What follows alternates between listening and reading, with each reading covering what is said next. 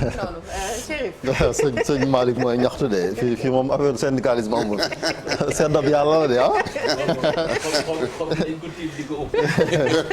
donc ñoo am mbégte dalal fii sëñ Malick Fall moom mooy secrétaire général SAES syndicat autonome des enseignants du supérieur donc di jàngalekat yi nga xamante ni ñoom ñoo nekk ci daara yu koy fii ci Sénégal. tàmbali ngeen ko sax ak asu di professeur Cheikh Anta Diop mi nga xamante ni kon ñu ngi koy delloo ndukkal démb ginnaaw bi mu génnee àdduna boobu ak léegi kon man fanweeri at ak juróom bu moyen tur wi ñu ko tuddee université ak yu ni mel est-ce que jàpp nga ni gëdd ga war jox nañu ko moom Cheikh. waaw jërëjëf Chérif mooy li ma waxoon léegi rek xam nga Cheikh Anta dafa nekk un homme multidimensionnel. parce que dimension dafa toll à la fois politique. et à la fois scientifique et culturel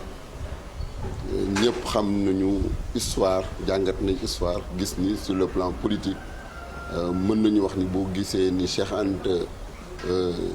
lu mu waroon feeñee ci Sénégal lu bari ci benn jamono ci suuf Senghor feeñeewu ko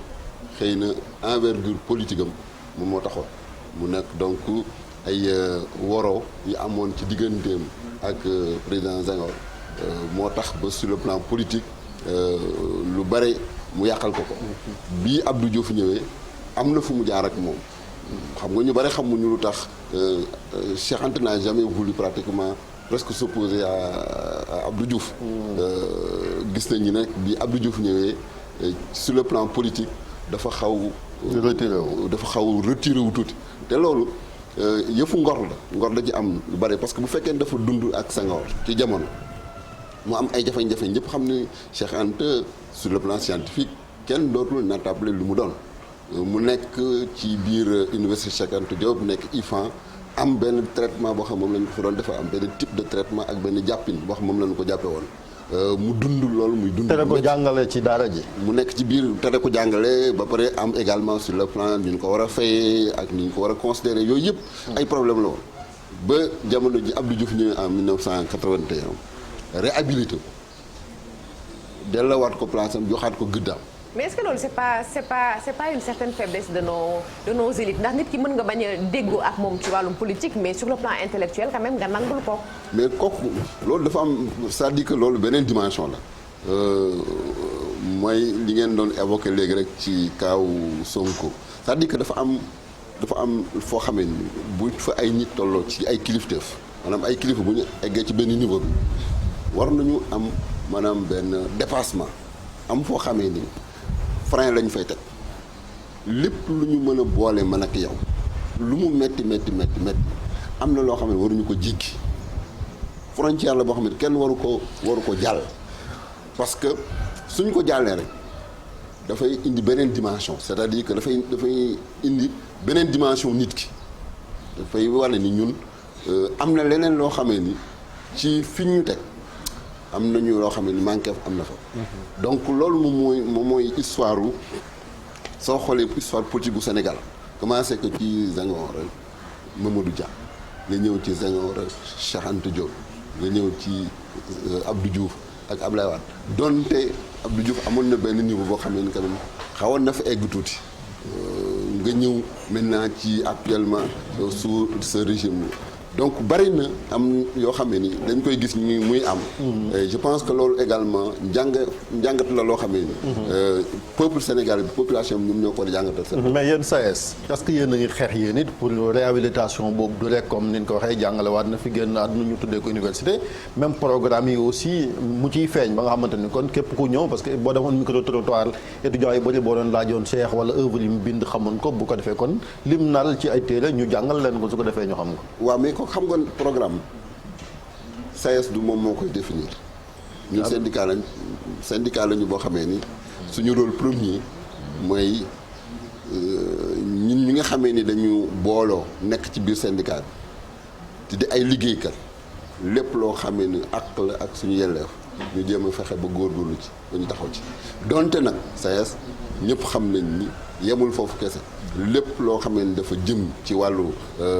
développement wu enseignement supérieur lépp loo xam ne dafa laal ci njàngale mu kawe ak wàllum gëstu yi ñun dañ ci yëngatu bu baax a baax a baax mais nag programme dafa am ñoo xam ne ñoo koy définir c'est-à-dire que état moo am rôle. mais plaidoyer bi mënu leen ko porter. mais gis nga plaidoyer bu dee plaidoyer kese la. da ngeen di jël histoire du SAES ngeen lire ay documents am ngeen lire bi mu commencé en 1985 ak léegi li mu jot a bind ak wax ko su ngeen ko jëlee di ngeen gis ni su fekkee noonu plaidoyer kese la weesu nañu foofu ñun c'est-à-dire que li ñu war a wax ci képp koo xamee ni borom xam-xam nga ñu war la jox sa gëdd war la maanaam war la teg sa place loolu yàgg nañ ko xeex yàgg nañ ko waxtaanee. dafa fekk nag ni nit ku nekk nag am na loo xam yaa ko moom am na loo xam ne kenn la ko moom li ñu moom nag moom te moo xam ne moom suñu yëfu bopp la moom li ñu ciy xeexal ñu moom. léegi bu ñu ñëwee nag ba léegi ci daara kaw yi fan yi mbas mi ngi fi ñu ngi ci deuxième vague mi ngi def ay musiba ci réew mi gisoon nañu ne ayu bis bi ñu génn université Assane Seck am na ay cas fan la toll ñaata lan ndax étudiants yi wér nan ak lan ngeen jàpp ni moom moo waral ba ñuy commencé nemmee ko mbir mi ci daara kaw yi. waaw xam nga bu dee ci wàllu nombre yi ñun duñ ci faral di wax ndax du ñun ñooy statisticiens yi nekkuñu ci biir hôpitaux yi pour mën a xam cas yi li ñu xam rek mooy ni ci biir daara yu kawe yi nemmeeku nañu ni mbas mi ñi mu duggee fépp ci Sénégal dugg na fa te loolu warul bett kenn parce que su fekkee ni ci dans les plus hautes sphères de ce pays là muy présidence ñu dem ba ñi gis nañu ni ay ministres yoo xamee ni am nañ ko ñu dem ba tax ñu dakkal conseil des ministres en présidentiel ñu dem assemblée nationale nga xamee ni moins de 300 personnes la fa nekk muy l'une des plus grandes institutions de ce pays ñu gisee ko foofu buñ ko gisaatee ci feneen warul bett keneen surtout que ci daaru yu kaw yi daf ci nekk ay lieux yoo xam ne lieux de haut rassemblement la donc forcément ce sont des zones covidogènes ndax la fay nekk ci doomu aadama di fa daje ci ay nit te nit ñooñu génne ci ay quartier génne ci ay ville di dem ci ay rassemblement di dem ci ay lieux publics muy marché yi di dem ci jàkka yi di dem ci fu nekk di wër ci Sénégal di dugg ci oto yi di ñëw buñ ne fa ñuy jànge gis nañ ko fa warul bett kenn donc man du loo xam ne lu ma bett la par contre li am solo mooy la ñu war a def ba nga xamee ni ci biir daara yi kaw yi nga xam ne nag ce sont des hauts lieux disons de savoir c'est des lieux également d'intellectuels parce que foofu ña fa nekk la mu gën a ka ci gën a tuuti diplôme lu mu bon am nga baccalauréat war nañu mën a am quand même ay taxawaay yoo xam ne dana permettre ba ñu mën a fexe ba ndiiraan feebar bi ba ni mu war a daal lawee ci feneen mu bañ ko lawee ci sa gis-gis taxawaay boobu amoon na balaa jàngoro ji di ñëw maanaam geste barrière yi takk masque yi ak lépp loo xamante ni si da koo laaj ba jàngoro ji fa dugg ndax yow ci sa gis-gis ci gis-gisu koo xam ne dafa nekk ci biir daara ji da ubbi bëtam di xool ndax mate woon na waaw xam nga foofu bi ñu ne dañuy reprendre dañu war a maanaam bi ñu gisee ni feebar bi feeñ ci Sénégal déjà ci daara yu kawe yëpp amoon na ay dispositions yoo xam ne jëloon nañu bi ci jiitu mooy ñu mettre en place des comités de santé te comité de santé yooyu ñu maanaam ñi koy jiite ay médecins lañu ce sont nos collègues médecins ñoo koy jiite benn ensuite comité la yoo xam ne également pratiquement composante université yëpp représenté wu nañ fa muy jàngalekat yi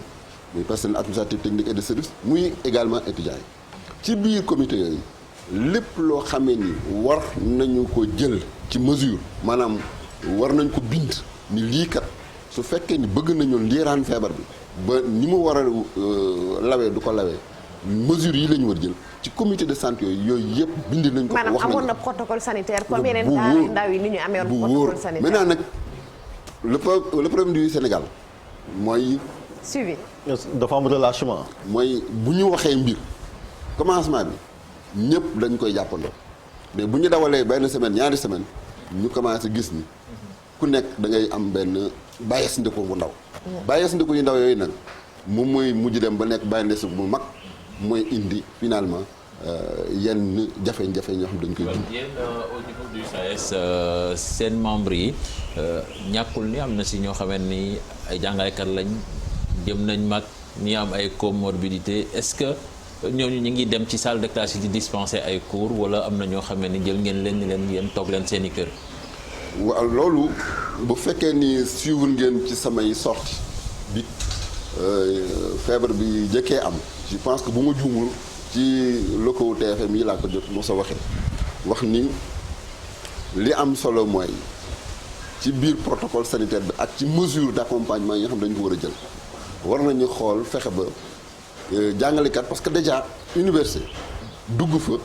mooy yaa ngi fay duggee âge bu avancé donc déjà ñun ñu fa nekk ñëpp ay mag lañ donc te mag moom plus yaa ngi gën a jëm mag plus yaa ngi gën a traîner ay yenn jafeñ-jafeñ ci la ñu waxoon ni nañu xool jàngalekat yi nga xamee ni ñoo gën a maanaam ñu mag lañu te xawoon am yenn feebar yoo xam ne yëg nañ ko ci seen yaram nañu fexe ba bu ñuy defalaat programme pour jàngale ak emploi temps yi nañu fexe ba ñooñu fexe ba dispenser leen question de solidarité intergénérationnelle lay nekk ñu bàyyi leen ci yenn yi maanaam ñu jox leen yenn tâches yi ñi nga xam ne ñoo gën a faytee ndaw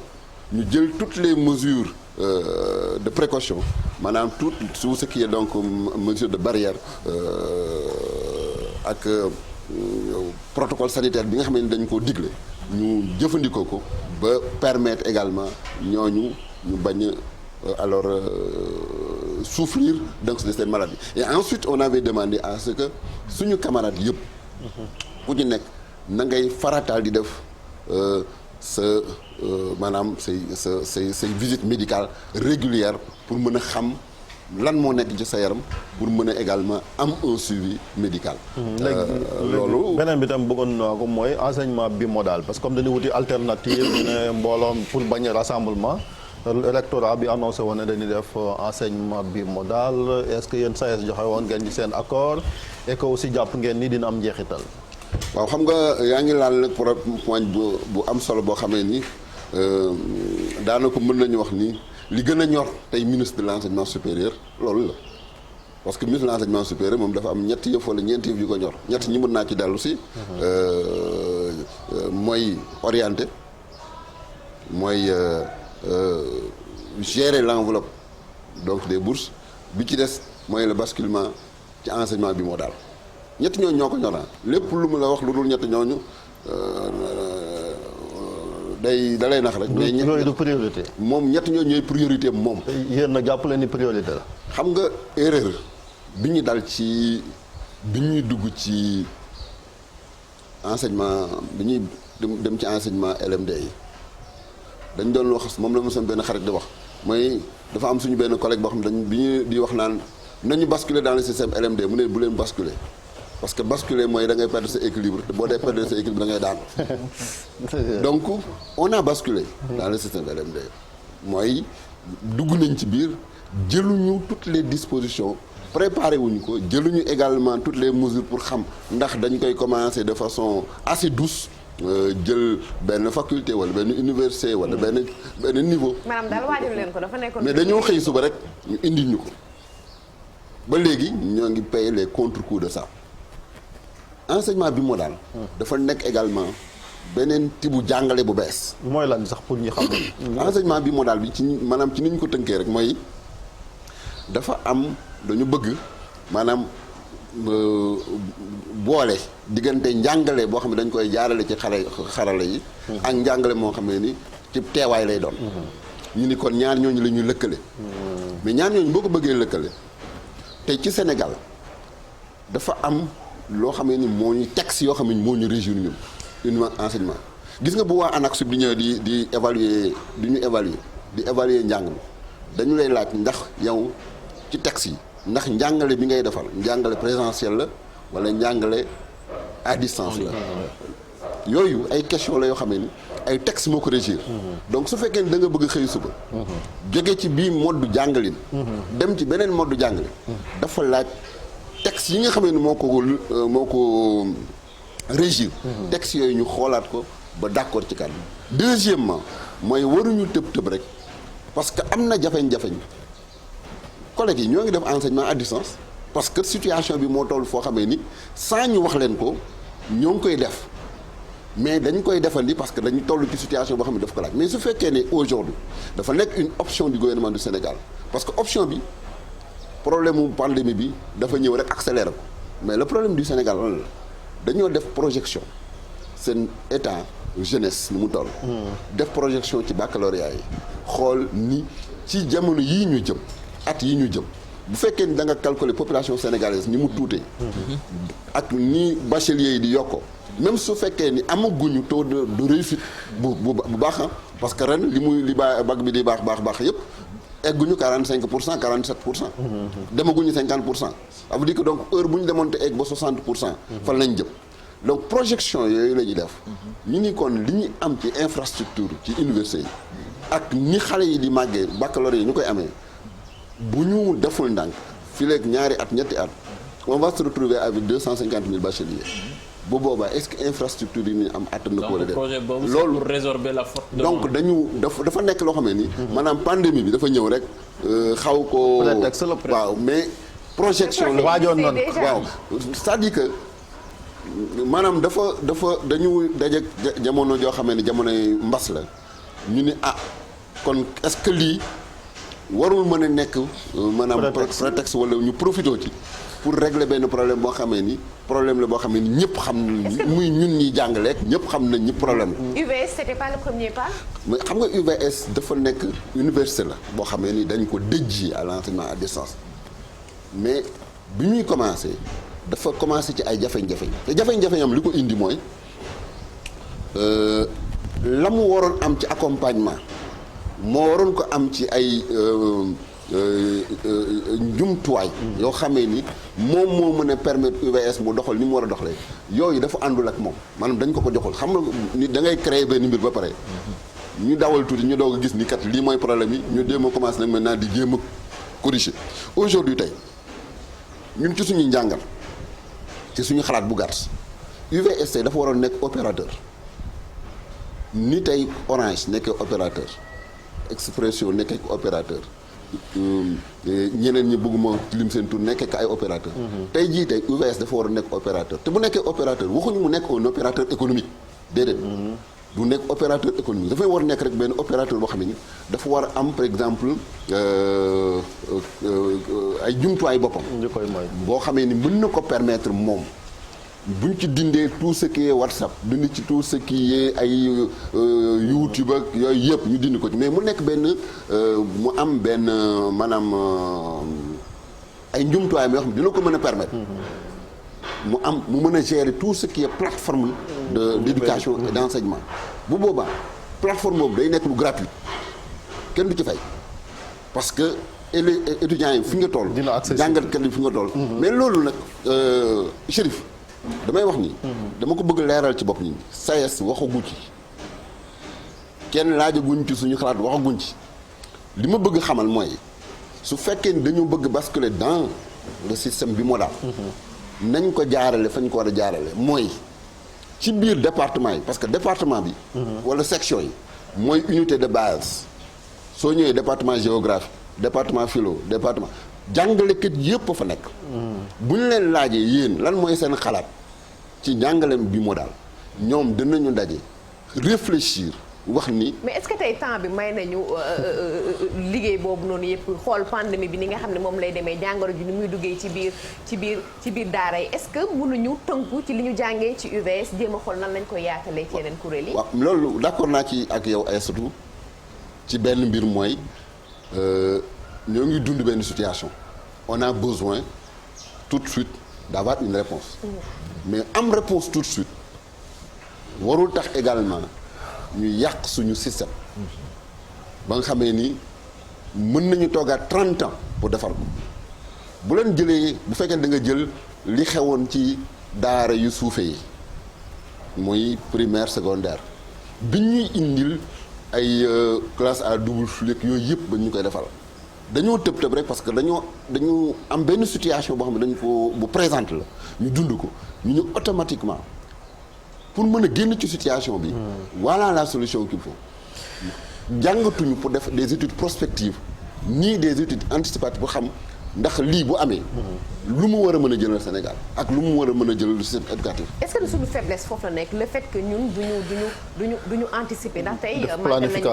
màggal nañu fi lu yàggul dara journée mondiale de l'éducation UNESCO ne relancer redynamiser l'éducation surtout pour la génération Covid bi ñu nee ba tuddee génération Covid est-ce que c'est parce que quelque part on n'a pas su anticiper ñun ci suñu système on n'a pas pris le temps nécessaire de réfléchir de façon générale ci système éducatif bi dafa mel ni li ñu jëlee woon bu njëkk ba loolu la ñu wéyee ba tey jéemuñ ci génn coppite. waaw xam nga du question réfléchir parce que tenir nañ fi quand même les assises de l'éducation tenir nañ fi quand même la CNAES. teniraat nañ fi sous Abdou Salam Sall professeur Abdou Salam ñu ko nuyu également yeneen assises yoo xam ne nii ci éducation la mais yooyu yëpp bu ci nekk dafa génn ak ay conclusions xam nga lan mooy suñu problème. doxalin. da ngay génnee conclusion ñi dañuy dajale ñëpp borom xam-xam yëpp teew ñu waxtaan ba juboo ci kàddu ni fii la ñu war a jëm mais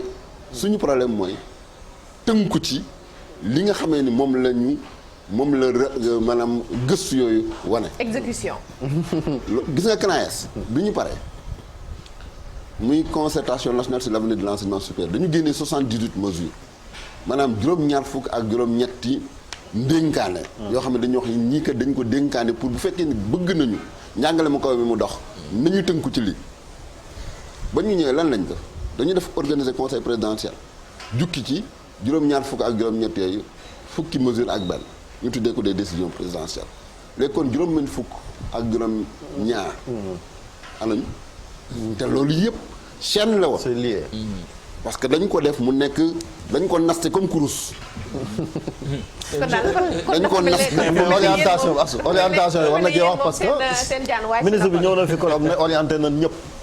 ba daal di sax défier étudiants yi nag kun orienté woon na nga dem fële jam ñaajo taxawu ci buntu ministère bi war na orienté wu est-ce que yéen saa jàpp ngeen ni orienté na ñi am bac yëpp. xam nga ñu loolu orientation yi beneen problème yu ñëw ak ministre bi boo xam ne suñu contentieux la boo xam ne du moom nag ma nga commencé ca Maritaw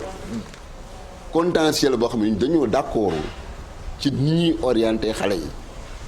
c'est-à-dire que problème mu plateforme bi muy Campusen est-ce que bu ñu leen waxee Campusen actuellement ñi koy orienté bu ruus naa taxaw bi di ko wax kii orienté ci Campusen. kan la wax non Sénégalais yaa ngi seetaan ñu bëgg a xam parents yi bëgg a xam non dafa ndànk rek man la dama la bëgg a xam leen ne la ñun xam nañu ñoom xam nañu te liñ leen di wax xam nañu ko donc gàcce la pour ñun ci Campusen ni muy doxee fi mu ne te loolu ñoo ngi koy xeex depuis boobu léegi est-ce que gënul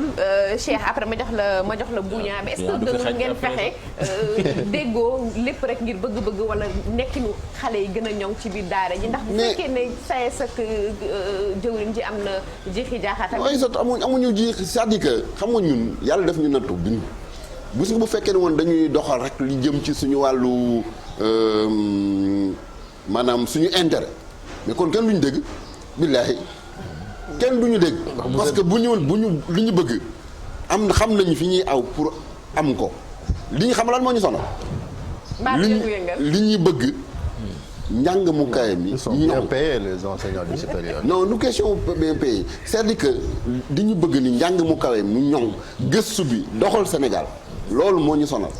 mais présidentielles yi ci conditions yu muy amee ni tey jii est-ce que demul sax ba enseignement à distance bi ëppal njëriñ étudiants yi. nga xam nga gis nga bu fekkee ni dañoo doxal. bu fekkee ni dañoo appliquer les règles qui régissent l'enseignement à distance maanaam bu ñuy wax ni enseignement à distance ñii lañ ko war a doxale ci jamono yi ñu toll njàngale présidentiel moo gën a yomb ci gouvernement bi ko dem à distance su fekkee doxal nañ ko ni ñu ko war a doxalee. ayca boobu mu ngi noonu defe naa buñaa bi après ñu xool diggante Grand Bourba ak